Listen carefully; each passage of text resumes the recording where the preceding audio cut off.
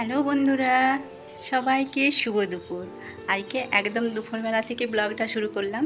তোমরা কেমন আছো? আশা করি সকলেই ভালো আছো। আর হ্যাঁ, আমি কিন্তু ভালোই আছি।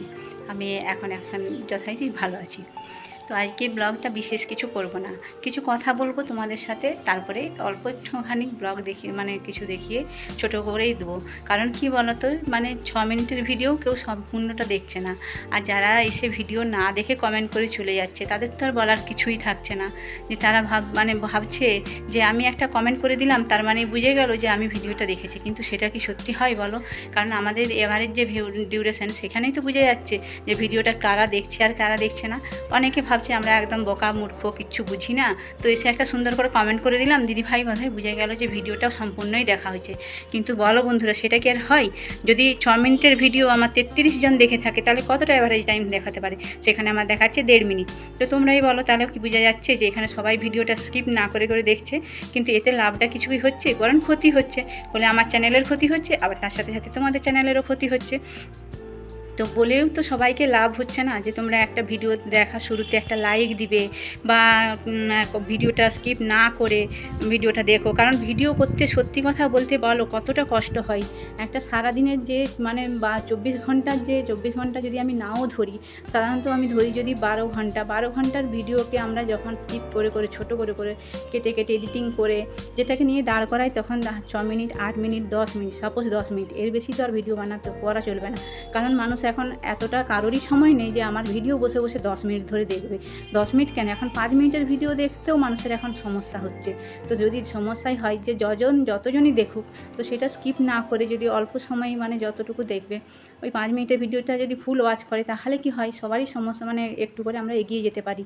এতে কি আমাদের যে ওয়াচ টাইমটা সেটাও বাড়ে, আর তার সাথে সাথে আমাদের সব কিছুই ভালো সমস্ত কিছু এগিয়ে যাওয়ার দিকে লক্ষণ থাকে। কিন্তু যেহেতু আমরা 5-6 মিনিটের ভিডিও দিচ্ছি, সেখানেতে দেখাচ্ছে ডিউরেশান টোটাল ডিউরেশানটা দেখাচ্ছে 1.5 মিনিট, 1.5 মিনিট করে টোটাল দেখেছে। তো সেটা ভাবছে যে আমি একটা কমেন্ট করে দিলাম, হয়তো হয়ে গেল, কিন্তু সেটা নয়। চলো বন্ধুরা, এতবার বলা সত্ত্বেও যখন মানুষ এরকম করছে, আরেকটা সমস্যা করছে যে একটা শর্ট দেখে সাবস্ক্রাইব করে দিয়ে চলে যাচ্ছে। তো একটা শর্ট দেখে যদি কেউ সাবস্ক্রাইব করে দিয়ে চলে যায়, তাহলে সেই সাবস্ক্রাইব কি থাকে? সেই সাবস্ক্রাইব তো থাকবে না। কারণ সে আবার এখন যেটা হয়েছে, এলবি থেকে বেরিয়ে এসে ব্লু নিয়ে এসে বন্ধু করে চলে যাচ্ছে, কিন্তু সে ভিডিও দেখার প্রয়োজন মনে করছে না। তো সেই কারণেই এখন সাবসগুলো যত থাকছে, যতজন এরকম করে করছে, তো ততজনই এইভাবেই কেটে যাচ্ছে। আর আমি কি করব, সবার ভিডিওতে গিয়ে সেই 7 মিনিট, 8 মিনিট, 10 মিনিটের ভিডিওগুলো ওয়াচ করছি, তারপরে তাদেরকে সাবস করছি। কিন্তু আমি এবারে থেকে চিন্তা করেছি যে আমি আর এরকম করবো না। যারা ব্লু নিয়ে এসে বন্ধু করে চলে যাচ্ছে, তো আমিও তাদেরকে যে সাপোর্ট দিয়ে দেবো, দিয়ে কমিউনিটি থেকে একটা মেসেজ দিয়ে চলে আসবো। আমিও তাদের আর ভিডিও ওয়াচ করবো না। আর যারা শর্ট দেখে আমাকে সাবস করছে, তো আমিও সেইভাবেই তাদের শর্ট দেখে সাবস করে দেবো। কারণ এতবার আমি তো পুরো পরিষ্কারভাবে ভিডিওর মধ্যে বলে দিচ্ছি যে এইভাবে তোমরা সাবস করো না, বা একটা সাবস করলে একটা মিনিমাম কম করে একটা ভিডিও দেখতে বলছি, বেশি দেখতে বলছি না।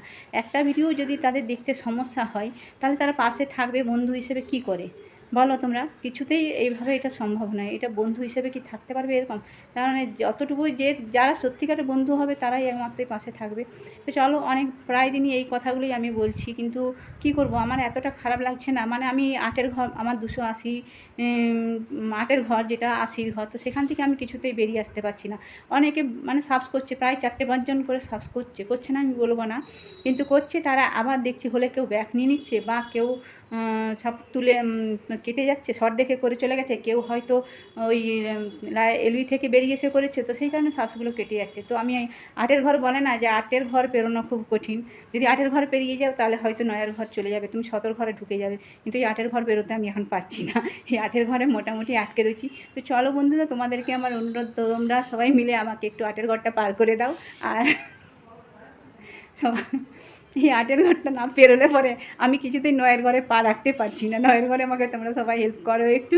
আর চলো, আজকের ভিডিওটা বেশি কিচ্ছু দেখাবো না, অল্পখানি দেখিয়ে ছোট্ট করার চেষ্টা করছি, তাও হয়ে যাবে আশা করছি। একটু তোমরা প্লিজ স্কিপ না করে একটু দেখে নিও। আর যদি ভিডিও ভালো লেগে থাকে, অবশ্যই লাইক, কমেন্ট, শেয়ার করে নতুন বন্ধুদের বলো সাবস্ক্রাইব করে ভিডিও দেখে পাশে থেকো। চলো, দেখো বন্ধুরা, আমাদের রান্না কমপ্লিট করে ফেলেছি। আজকে রান্না করছি মাছের ঝাল, পটল ভাজা আর তড়কা, এই আজকে মেনু। আর আম তো সাথে আছেই। তো আজকে এখানে বেশি বড় করছি না, ব্লগটা এখানেই শেষ করে দিচ্ছি। তোমরা সকলে ভালো থেকো, সুস্থ থেকো আর আমার সাথে থেকো। আর তোমাদেরকে অনেকগুলো কথাই হয়তো বলে ফেলেছি, তার জন্য সবার কাছে আমি ক্ষমা প্রার্থী। তো চলো বন্ধুরা, আজকে আর বেশি আসছি না, সবাই ভালো থেকো, টাটা।